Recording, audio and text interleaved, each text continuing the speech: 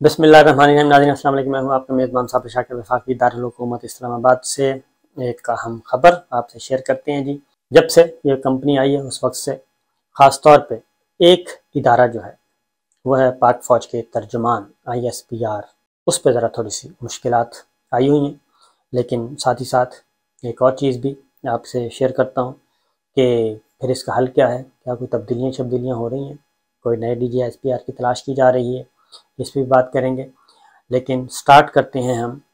Islamabad high court का एक बहुत बड़ा फ़ैसला, और वो फ़ैसला है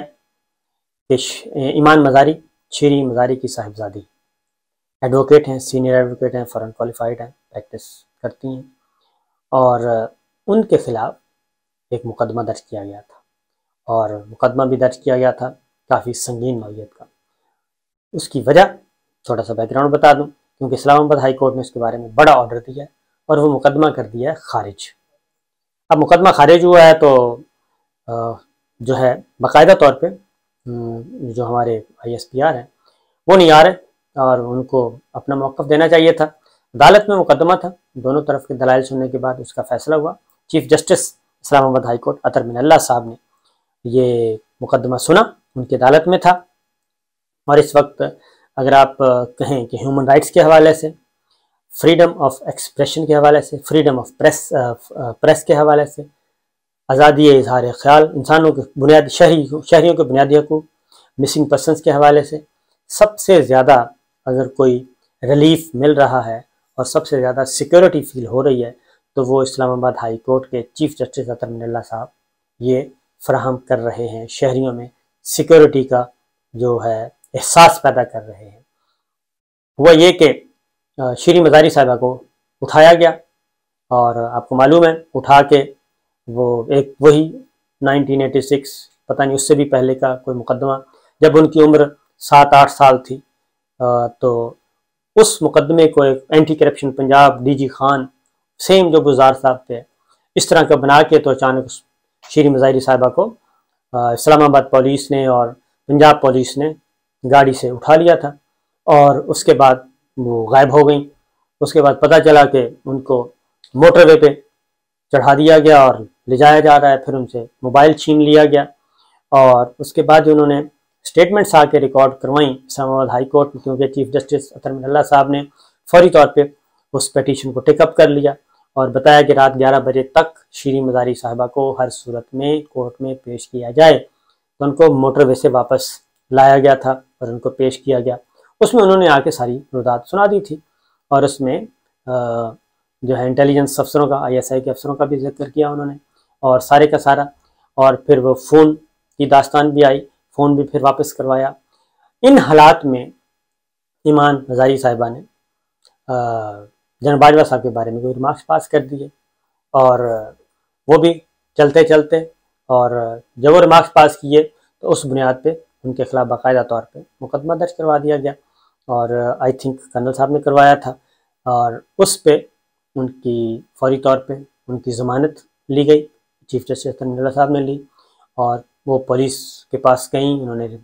बयान रिकॉर्ड करवा दिया। बयान रिकॉर्ड करवाने के बाद उन्होंने तहरीरी बयान दे दिया। तहरीरी बयान में मज़ीद उन्होंने इंकशाफात कर दिए, और वो थे शीरी मज़ारी साहिबा की तरफ से कि उनकी वालदा ने उनको बताया था कि 2 दफ़ा उनकी तलखी हो चुकी है जनरल बाजवा साहब से, तो लिहाजा उसका भी कोई हो सकता है एहतियात करनी चाहिए। फिर शीरी मज़ारी साहब के ट्वीट्स भी मंजर-ए-आम पे आए उसके बाद, और उसकी सारी डिटेल्स, ये बैकग्राउंड सारे का सारा मौजूद था। इन हालात में उनके खिलाफ मुकदमा हुआ था, तो चीफ जस्टिस मिनल्ला साहब ने कल हियरिंग हुई उसकी, उसमें उन्होंने पूछा कि जनाब बताएं, और उसका ये हुआ कि ईमान मज़ारी साहिबा ने आके माफ़ी मांग ली अदालत में, कि उस वक्त ज़ाहिर है कंडीशन क्या थी, एक बच्ची की वालदा को अगर, और वालदा भी को इस तरीके से उठाया जाए और उसका अता पता भी न पता चले, तो इन हालात में तो बहरहाल उन्होंने कोर्ट में माफ़ी मांगी, और उसके बाद मुकदमा ख़त्म हो गया। अब जब ये मुकदमा ख़त्म हुआ तो उसके बाद सोशल मीडिया पे एक बहस चली थी,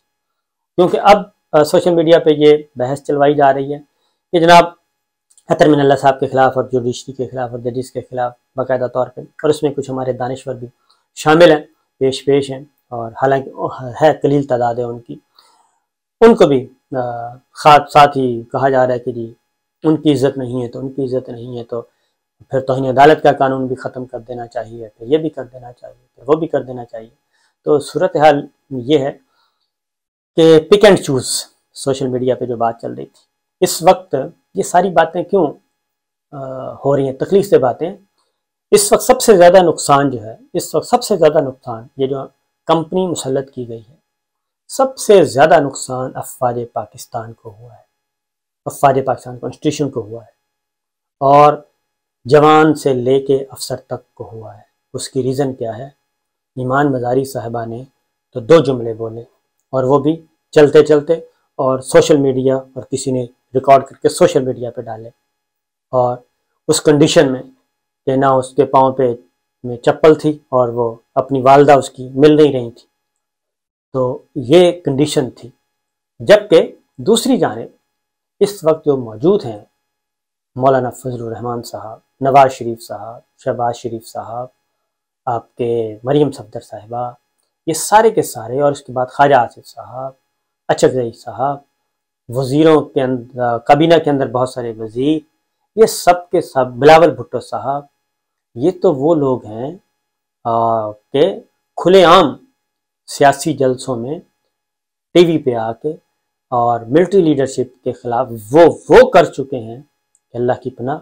और हम उस वक्त थे कि जहाँ भी हो क्या रहा है, और उनको उनके ख़िलाफ़ ना कभी कोई केस रजिस्टर करवाया, ना ही कोई कर्नल साहब आए, ना ही कोई मेजर साहब आए, कभी उनके ख़िलाफ़ कोई लेके नहीं गया इस तरीके से FIR दर्ज करवाने के लिए। बल्कि उल्टा ये हुआ कि उन्हीं के साथ मुज़ाकरात हुए और वो सारे के सारे इस वक्त इक़्तिदार में हैं। तो ये जब पिक एंड चूज़ का मामला होता है, जब आप ये काम करते हैं कि एक केस को पकड़ लिया और बाकी 10 मुकदमा 10 लोगों को छोड़ दिया, तो फिर ये इसी तरीके से होता है। ये अदालतें भी देख रही होती हैं, ये सोसाइटी भी देख रही होती है, सिविल सोसाइटी भी देख रही होती है। जब आपने अपनी रिट खुद ही ख़त्म कर दी है और अपने आप को गालियाँ देने वालों के साथ खुद आप बैठ गए हैं और उसी कंपनी को आप कौमी सलामती कमेटी में ब्रीफिंग देंगे, तो ये जब सारी चीज़ें होती हैं तो उसके बाद फिर जनाब पीछे क्या रह जाता है। इसीलिए इस सारी सूरत हाल से ये जब से आया है, तो ये सारी के सारी चीज़ों को किसने हैंडल करना था? ये करना था ISPR ने, अफवाज पाकिस्तान के तर्जुमान DG ISPR जो हैं उन्होंने करना था, उनके साथ पूरी टीम थी। ये सारी चीज़ें खुफिया रखी हुई थी, क्योंकि अब खुफिया नहीं, अब तो ये ओपन सीक्रेट बन गया, ये तहरीक जो कुछ भी हुआ। अब तो बड़े बड़े नाम, हर रिटायर्ड फौजी बुजुर्ग सारी बातें बता रहे हैं। खुरम दस्तगीर साहब बता चुके हैं, पीपल्स पार्टी बता चुकी है, सारे आके बता रहे हैं कि ये सारा जो कुछ हुआ ये मुकमुका था, प्लांटेड था, हर चीज़ अंडरस्टैंडिंग के साथ हो रही थी। तो ये सब कुछ हो रही थी, तो फिर ISPR ने ये तैयारी क्यों की हुई थी कि इस नैरेटिव को और काउंटर नैरेटिव क्या देना है, क्योंकि ये आना था, सब कुछ वबाल तो उठना था, और ये उठा, वबाल भी उठा और वबाल भी बन गए सारे के सारे। तो ये जब सारी चीज़ें हो गई तो हैंडल नहीं हो सका, क्योंकि न्यूट्रल का जो थीम पेश किया गया था, वो न्यूट्रल का थीम तो उसी वक्त फना हो गया कि जब उसको ना ही आपकी सोसाइटी ने कबूल किया, ना ही पॉलिटिकल वर्कर्स ने कबूल किया, ना ही मीडिया ने कबूल किया। जब वो हट गया तो फिर उसके बाद एपॉलिटिकल आया, एपॉलिटिकल का कॉन्सेप्ट दिया गया, फिर मरासले को बार बार जिंदा किया गया और वो भी DG ISPR की तरफ से किया गया। तो ये जब सारी चीज़ें आप बार बार एक ईंधन दे रहे हैं अफवाज पाकिस्तान और एज इंस्टीट्यूशन तनकीद करने का, और वो अंडर प्रेशर, अंडर स्ट्रेस हैं, तो ये सारी की चीज़ें तो आपकी तरफ से ख़राब हो रही हैं। तो यही ISPR था जिसने परवेज़ मुशर्रफ साहब जैसे चीफ को भी डिफेंड किया था, और आसिम सलीम बाजवा साहब आए थे DG ISPR के तौर पे, उन्होंने एक टीम तैयार की, उन्होंने आके फौज का परसेप्शन ठीक किया, काउंटर नैरेटिव लेके आए एक पूरी की पूरी, और तमाम टीम को साथ, कौम को भी साथ मिलाया, मीडिया को साथ मिलाया, इंटेलेक्चुअल्स को साथ मिलाया, आपके शोबिस को साथ मिलाया, फिर सोशल मीडिया टीम तैयार की। वो एक 5th जनरेशन और 6th जनरेशन और 4th जनरेशन और हाइब्रिड जंग, पता नहीं क्या क्या जंगें लड़ी गई, और बड़े जानदार तरीके से। उसके बाद फिर DGI-SPR आसफ गफूर साहब आए, उन्होंने कि कौम उनके साथ थी और सारे फासले वो ख़त्म हो गए थे राहील शरीफ साहब के ज़माने में और फिर बाजवा साहब के ज़माने में। इस इक़दाम से पहले तक, ये जो कंपनी वाला इक़दाम किया गया है डोनाल्ड वाला, इस इक़दाम से पहले तक तो पूरी की पूरी कौम जो है वो मुत्तहिद थी, अफ़वाज पाकिस्तान के साथ खड़ी थी। लेकिन ये जो काम किया गया ये बिल्कुल एंटी क्लाक काम किया गया और पाकिस्तान के अवाम की, कसीर अवाम की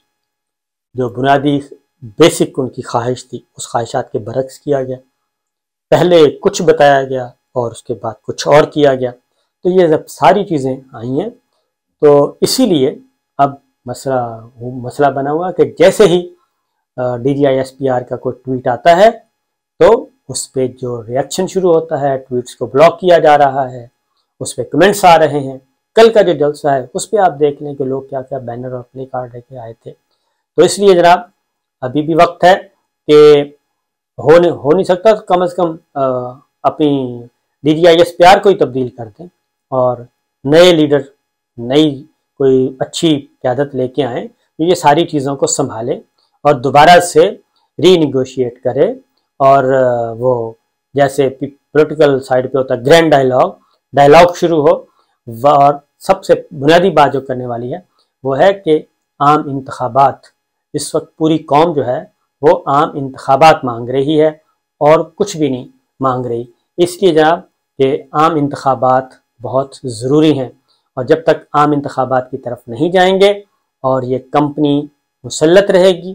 तो जो गुस्सा है इस कंपनी पे वो निकलेगा हमारी मिलिट्री इस्टेब्लिशमेंट पे। और मिलिट्री इस्टेब्लिशमेंट पे निकलेगा, कभी वो न्यूट्रल की सूरत में गुस्सा निकलेगा, कभी वो कौन है, वो कौन था, वो कैसे था। ये सारी चीज़ें मीडिया में आती रहेंगी, सोशल मीडिया में आती रहेंगी, डिजिटल मीडिया में आती रहेंगी। आप इलेक्ट्रॉनिक मीडिया को कंट्रोल कर सकते हैं, प्रिंट मीडिया को कंट्रोल कर सकते हैं, आलमी ज़राया ब्लॉग को आप कंट्रोल नहीं कर सकते। तो जब ये सारी चीज़ें कंट्रोल नहीं हो सकती तो ये सारे का सारा जो तोपों का रुख है वो आपकी तरफ रहेगा। तो जनाब DGI-SPR में एक नई लीडरशिप की ज़रूरत है, नई टीम की ज़रूरत है, वो लेके आएँ और सारी चीज़ों को रिव्यू करें, वरना ये इसी तरीके से होता रहेगा। पिक एंड चूज़ को ख़त्म करें, एक ही तलवार होनी चाहिए, एक ही लाठी होनी चाहिए, सबको हाँकने के लिए कानून सबके लिए बराबर होना चाहिए। ये नहीं कि समी इब्राहिम साहब बात करें तो उनके खिलाफ मुकदमा, अरशद शरीफ साहब बात करें तो उनके खिलाफ मुकदमा, साबिर शाकिर बात करें, इमरान रियाज बात करें उनके खिलाफ मुकदमा और ईमान मदारी बात करें तो उनके खिलाफ मुकदमा। जबकि जो खुलेआम आपको धमकियाँ दें, गालियाँ दें और रुस्वा करें और फारे पाकिस्तान और डाउन लीक्स लेके आएँ, कभी मेमो गेट लेके आएँ, कभी वो मौलाना की सूरत में आए, तो उन सब को आप गले लगाएं और उनके लिए आम माफ़ी का ऐलान नहीं बल्कि उनको इक़्तिदार में लाएं। तो ये सारी चीज़ें जो है बड़ी तकलीफ़ दें हैं, लेकिन ये हकीकतें हैं। इनको जब तक आप एड्रेस नहीं करेंगे मामला ख़राब से ख़राब तर होते जाएंगे। इजाज़त दीजिए, अल्लाह हाफ़िज़।